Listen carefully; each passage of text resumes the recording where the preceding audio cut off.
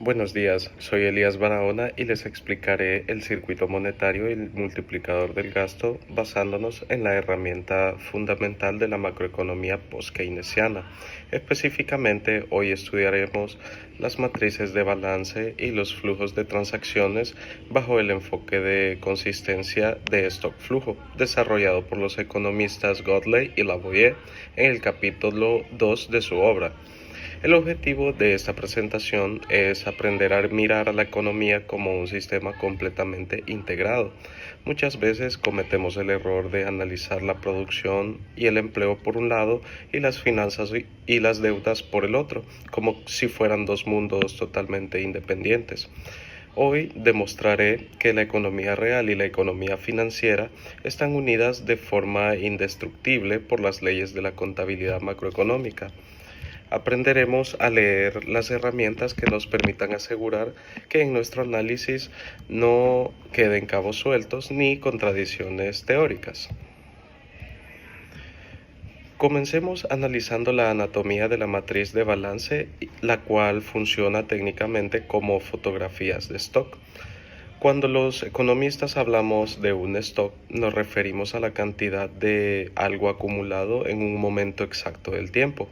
Por tanto, esta matriz es una captura estática que nos muestra la riqueza, los activos y los pasivos de todos los sectores institucionales en un día determinado. Nos permite ver qué acumula y qué debe cada agente económico. Para que el modelo sea completo, pues dividí el sistema en 5 sectores fundamentales: los hogares, las empresas, los bancos comerciales, el gobierno y el Banco Central. Esta distribución nos lleva a la regla de consistencia absoluta. Un sistema cerrado de contabilidad sectorial opera bajo restricciones contables inquebrantables que impiden que existan deudas sin un acreedor. Esto significa matemáticamente dos cosas. Primero, que existe una suma cero horizontal.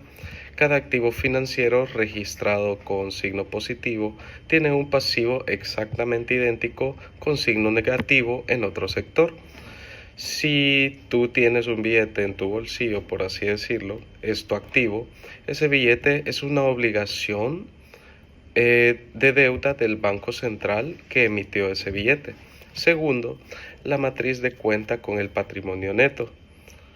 El patrimonio neto es la variable que ajusta verticalmente cada columna para que la suma de cada sector sea exactamente igual a cero. Al consolidar toda la economía, descubrimos que la suma de todos los patrimonios netos equivale exactamente al valor de capital tangible o real, o sea, es decir, que a las fábricas, maquinarias e infraestructura física del país les corresponde un valor. Para visualizar esta teoría, observamos con calma la matriz de balance sectorial teórica que aparece en sus pantallas.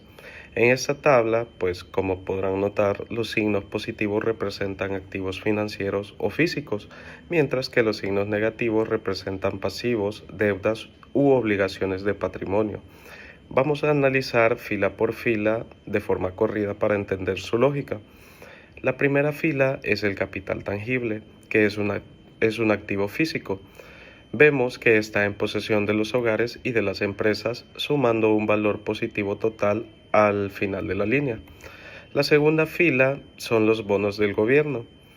Los bonos son un activo para los hogares, para los bancos y para el Banco Central, por lo que llevan signo positivo, pero son una deuda para el gobierno, quien los emite, por lo que llevan signo negativo, y al sumar toda la fila, el resultado es cero porque el derecho de cobro de uno es exactamente la obligación de pago del Estado.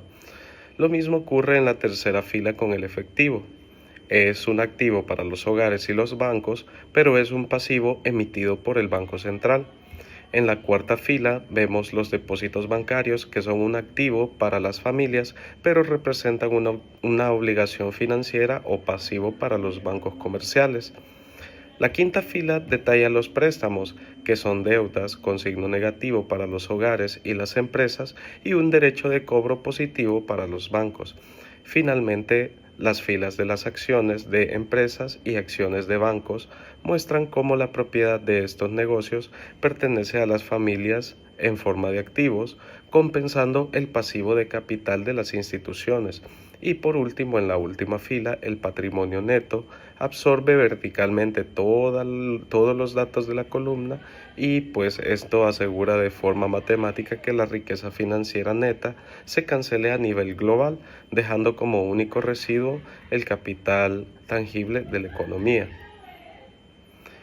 Pasémonos ahora a la validación numérica de la matriz para observar cómo se cumplen estas reglas con datos concretos.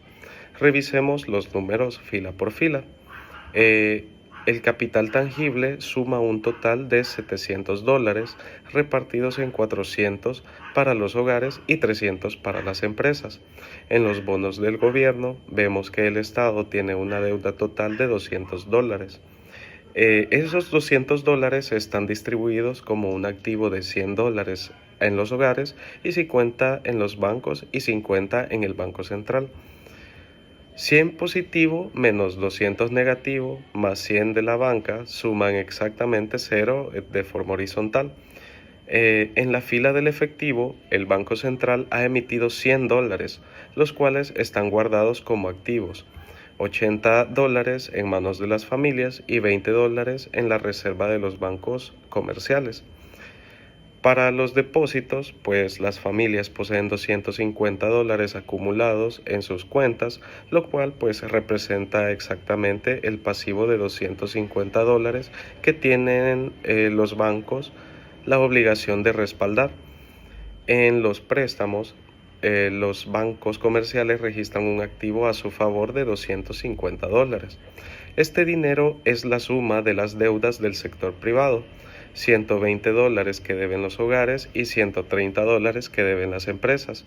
Y si calculamos verticalmente el patrimonio neto de cada columna para que sume 0, obtenemos que los hogares tienen un patrimonio neto de 950, las empresas 10 positivo, los bancos 10 negativo, el gobierno 200 positivo y el Banco Central 50 positivo.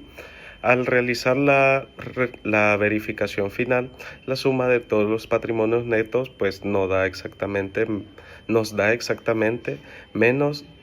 $700, que es el equivalente exacto al capital real con signo cambiado. Con esto queda comprobado la identidad, donde toda la deuda neta, tanto pasiva como pública, equivale al capital físico real de la economía. Habiendo comprendido la fotografía estática de los stocks, pasamos a la piedra angular del enfoque de consistencia stock-flujo, que es la matriz de flujo de transacciones. A diferencia de la matriz anterior, esta no es una fotografía fija, sino una película que nos muestra movimientos de dinero a lo largo de un periodo determinado. Su gran virtud es que integra perfectamente el lado productivo, o sea, la economía real de bienes y servicios, con las corrientes de financiamiento en las economías financieras. Este modelo se sostiene sobre 3 pilares conceptuales. El primero es el principio de doble entrada, donde cada transacción monetaria ocurre en el periodo y se anota simultáneamente 2 veces, como una fuente de fondos con signo positivo para el sector que recibe el dinero y como un uso de fondos con signo negativo para el sector que lo gasta o lo entrega. El segundo pilar es la restricción presupuestaria. Las columnas sectoriales relacionan de forma matemática todos los gastos y todos los ingresos de cada agente. Si un sector gasta más de lo que recibe, se genera un déficit corriente que debe compensarse obligatoriamente mediante una variación exactamente en su cartera financiera, ya sea pidiendo un préstamo o vendiendo un activo. Esto nos lleva al tercer pilar formulado por Gottlieb en 1996. En este sistema económico integrado no existen agujeros negros, o sea, no hay pérdidas de flujo contables ni inconsistencias ocultas. Cada centavo está plenamente contabilizado. Estudiemos ahora la estructura de flujo enfocado en la primera sección del modelo, que es la cuenta corriente. En esta matriz teórica observamos cómo se distribuyen los ingresos y los gastos cotidianos de la economía. Veamos las operaciones principales de forma corrida. Pues la primera fila es el consumo, anotado como un gasto con signo menos para los hogares y un ingreso con signo más para la cuenta corriente de las empresas. La inversión productiva se registra como un ingreso para la empresa corriente y un uso de fondos en la empresa de capital. El gasto del gobierno representa un ingreso para las empresas corrientes que proveen los servicios y un uso de fondos con signo negativo para el sector público. En la fila de salarios vemos la transferencia de recursos de las empresas corrientes hacia los hogares por su trabajo. Las filas de beneficios muestran las ganancias de las empresas y de los bancos comerciales.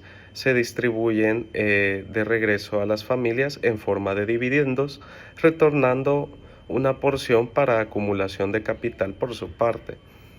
Los beneficios del Banco Central se transfieren directamente como un ingreso positivo para el presupuesto de gobierno.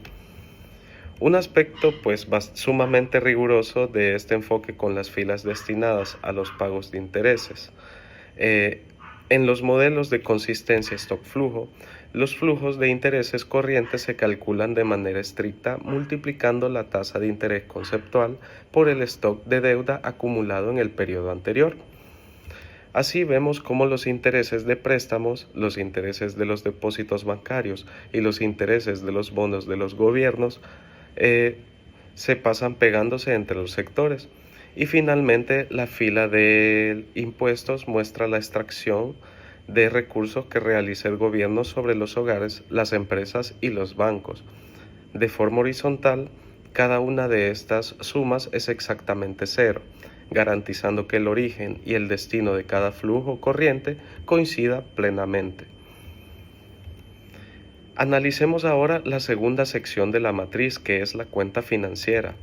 En la jerga económica, esta sección se conoce como la parte que está por debajo de la línea. O sea, su función es mostrar cómo el excedente o el déficit acumulado en la cuenta corriente que acabamos de ver se compensa exactamente mediante la adquisición de activos financieros o emisión de deudas. Revisemos las variables de transacción financiera de forma corrida. La primera fila son los préstamos bancarios, reflejados como variaciones positivas de financiamiento para los hogares y empresas de capital, y una variación negativa para el balance de capital de los bancos comerciales. La segunda fila es la variación del efectivo, anotada con las fluctuaciones de billetes en mano de las familias, la reserva de los bancos y la emisión por parte de la cuenta de capital del Banco Central. La tercera fila detalla la variación de los depósitos bancarios, donde el ahorro acumulado por los hogares se equilibra con la cuenta financiera de los bancos comerciales. La fila de variaciones de bonos y variaciones de acciones, tanto de empresas como bancos, completan el mapa de financiamiento del periodo. Esto, nos asegura el cumplimiento estricto de la restricción presupuestaria. La consistencia contable del modelo de Godley y Lavoie exige que cada fila financiera sume exactamente cero de forma horizontal, porque toda adquisición de un activo por parte de un agente tiene como contraparte la emisión de deuda por parte del otro, y al mismo tiempo cada columna sectorial debe sumar verticalmente cero, lo que demuestra que el ingreso total de un sector es idéntico a su gasto total más su variación financiera. Ahora observen cómo la sección financiera de la tabla absorbe estos resultados exactos por debajo de la línea. El superávit de $2.200 de los hogares se distribuye de la siguiente manera. Compraron $1.800 en acciones y $450 en bonos. Aumentaron sus depósitos en $1.050, usaron $150 en efectivo y adquirieron $150 en nuevos préstamos. Cada una de las transacciones financieras comprende al centavo los saldos corrientes de las empresas, los bancos y el Estado.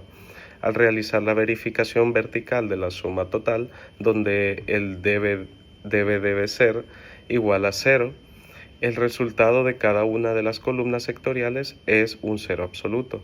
El sistema económico ha cerrado con perfecta consistencia matemática y teórica.